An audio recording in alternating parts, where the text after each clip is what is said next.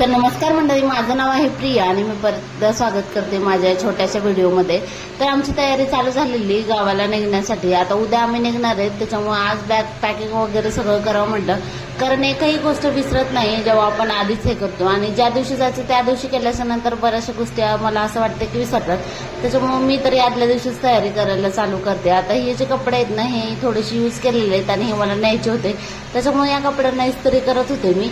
आता तिथले जे ब्लॉग येणार आहेत ते खूप छान आहेत, इंटरेस्टिंग आहेत, तुम्ही सुद्धा नक्की बघा। इथून पुढे येणारे ब्लॉग, आता बरेच दिवस झाले आपले लॉंग व्हिडिओ सुद्धा आले नाही आणि शॉर्ट व्हिडिओ सुद्धा आले नाही, पण कालपासून म्हणजे रेग्युलर व्हिडिओ यायला चालू झालेले। तुम्ही नक्की बघा आणि कमेंट करून देखील नक्की सांगा तुम्हाला व्हिडिओ कसे वाटले ते।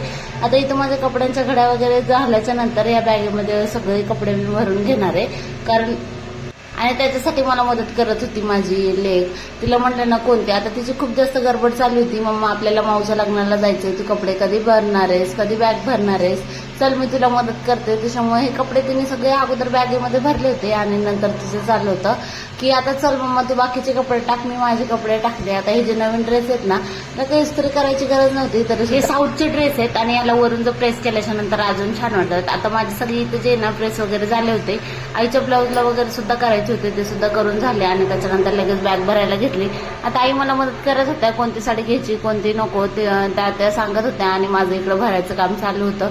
आता ह्याच्यामध्ये जे कपडे आपल्याला शेवटी लागणार किंवा जे कपडे आपल्याला वरती लागणार आहेत ते असे वर ठेवायचे आणि बाकीचे कपडे खाली ठेवायचे। अशी पूर्ण बॅग एकदम गच्च अशी भरली होती मी।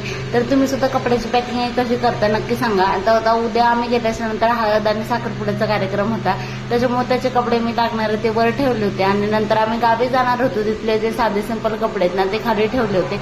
तरी सुद्धा आपण तिथं गेल्याच्या नंतर जेव्हा कपडे काढायचं ना, त्यावेळेस एवढा मोठा घोळ होऊन जातो आणि खालचे वरचे खाली असे कपडे होतात, आणि माझ्यासोबत तर नेहमी तसंच होत असतं। एवढी सगळी हे करून सुद्धा एखादी गोष्ट तरी विसरतेच। पण आता ही आईच्या हातातली जी साडी आहे ना, ती मी प्रवासामध्ये वापरणार होते, कारण एकदम नरम आहे आणि म्हणजे खराब सुद्धा होत नाही अशी ती साडी मला तरी खूप जास्त आवडते।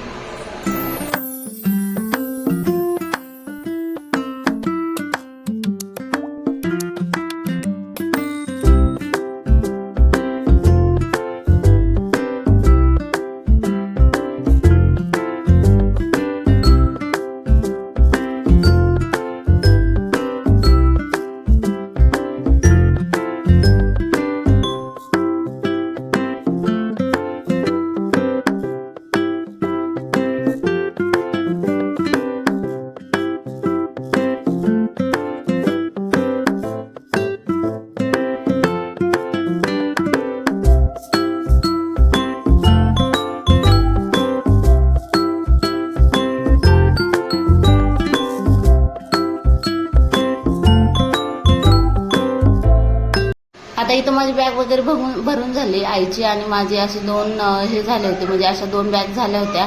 आता हे झाल्याच्या नंतर चला आता आम्ही निघालेले बस स्टॉपवरती जायचंय आणि तिथून मग नंतर आम्ही जाणार होतो। आता बॅग तर खूप जड झाली होती, पण त्याला चाक होते त्याच्यामुळे काही नाही, पण ऊन खूप लागते बाहेर गेल्याच्या नंतर।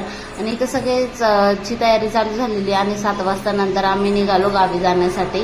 चला पुढचा प्रवास खूप छान असणार नाही, त्याच्यामुळे तुम्ही सुद्धा पुढचे व्हिडिओ नक्की बघा आणि नक्की कमेंट करून देखील सांगा। आम्ही जाता जाता म्हणजे रात्रीच्या जेवणासाठी थांबलो होते एका हॉटेलमध्ये, तिथं बाग होती एकदम अशी ह्याची आंब्याची बाग होती, तिथले आंबे सुद्धा मी घेतले, पण ते आंबटच होते आणि जेवायला सुद्धा खूप छान होतं, मस्त होतं आणि इथं आमच्या झोके खेळायचं काम चालू होतं। तुम्हाला हा व्हिडिओ कसा वाटला नक्की सांगा। धन्यवाद।